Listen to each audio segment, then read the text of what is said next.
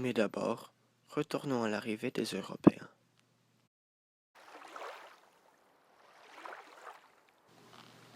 José María Narváez, un explorateur espagnol, était le premier à mettre pied sur ce qu'on appelle aujourd'hui Vancouver en 1791.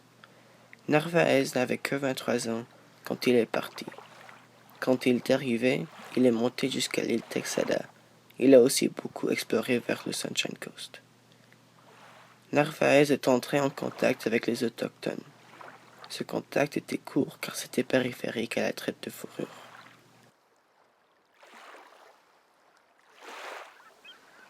Le capitaine George Vancouver, d'origine anglaise, était envoyé pour explorer la côte pacifique en 1792.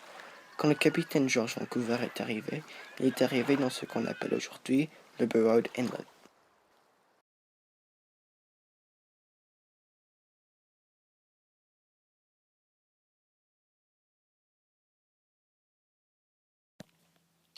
Les habitants d'origine sont véritablement des autochtones, qui habitent ces terres depuis bien avant que les Européens se sont installés.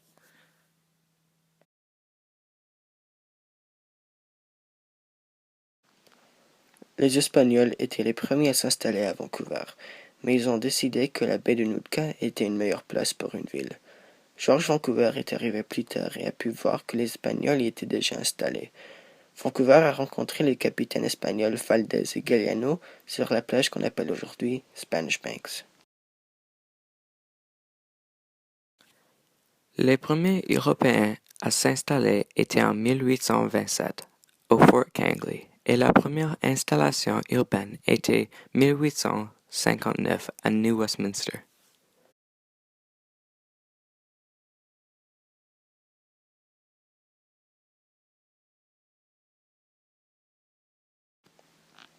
La traite de fourrure était très importante à Vancouver. Le fort Vancouver a été fondé par la Compagnie de la baie d'Hudson en 1824.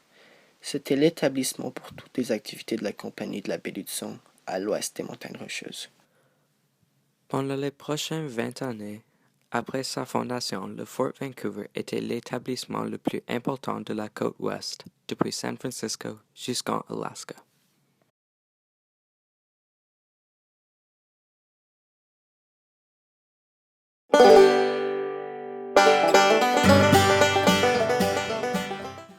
En 1858, environ 30 000 personnes sont parties vers la rivière Fraser pour devenir riches.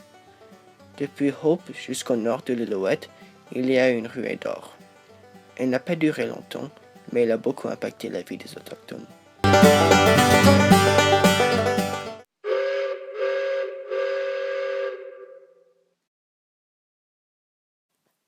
En 1884, le chemin de fer canadien Pacifique ont déplacé leur dernière station qui se trouvait à Port Moody, au Burrard Inlet. Et en 1887, le premier train est arrivé à cette station, ce qui était le premier train transcontinental.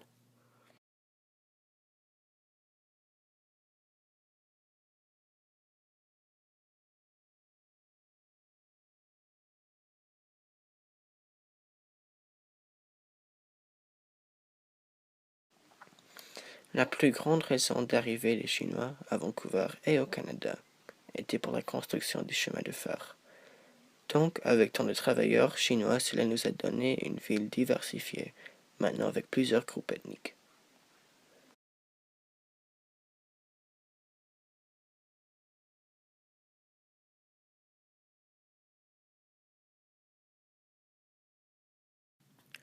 Vancouver, avec le temps, s'est développé et a eu de nouvelles technologies et donc, avec le temps, elle est devenue plus qu'une fort de fourrure, mais une métropole.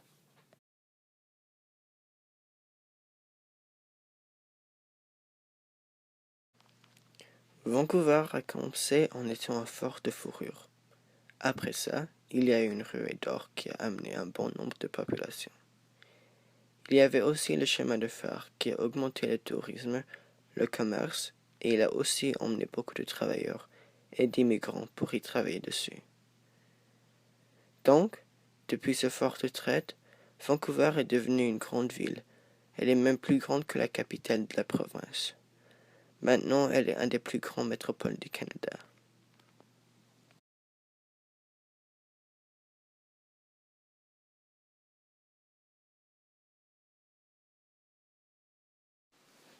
Avec sa technologie et cette urbanisation, Vancouver devient de plus en plus cher, et donc le coût de vivre devient plus grand. Et cela rend vivre à Vancouver difficile, cause beaucoup de problèmes de pauvreté, et donc être sans abri se voit beaucoup plus à Vancouver.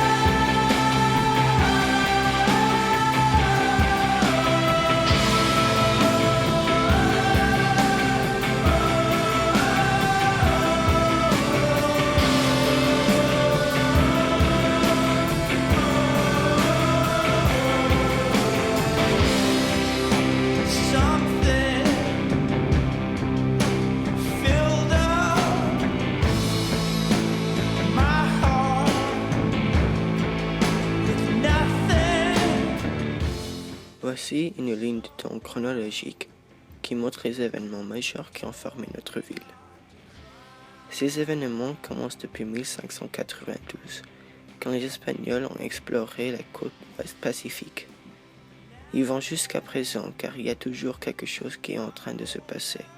Peut-être que c'est à propos du sport, ou la politique, peut-être l'environnement, ou même la finance. Et donc, tous les événements qui se sont passés, les biens et les mauvais, ont mené à la ville dans laquelle nous vivons aujourd'hui.